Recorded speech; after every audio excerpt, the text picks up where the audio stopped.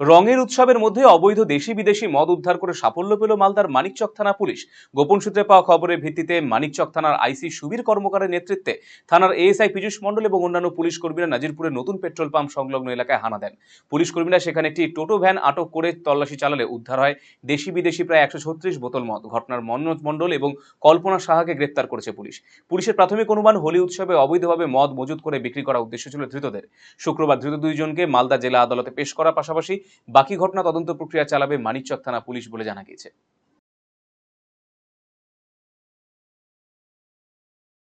হ্যাঁ, তোকে আনতে বলেছি আমি। এটা কয় পেটি আছে?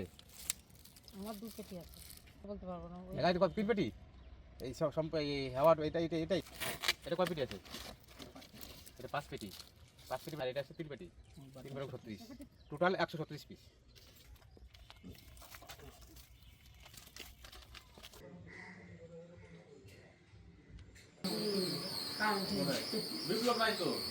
আপনি কি দীর্ঘদিন থেকে পেটের বিভিন্ন সমস্যায় ভুগছেন, গ্যাসের সমস্যায় ভুগছেন? তাহলে আপনার জন্য সুখবর। এখন থেকে প্রতি মাসের নির্দিষ্ট দিনে দিশারি হেলথ কেয়ার রায়গঞ্জ শাখায় নিয়মিত বসছেন হায়দ্রাবাদ থেকে আগত বিশিষ্ট গ্যাস্ট্রোএন্টারোলজিস্ট ডক্টর রবি কিরণ পেরুমাল্লা। ডাক্তার রবি কিরণ পেরুমাল্লাকে দেখাতে আজই যোগাযোগ করুন দিশারি হেলথ কেয়ার উকিলপাড়া রায়গঞ্জ শাখায়।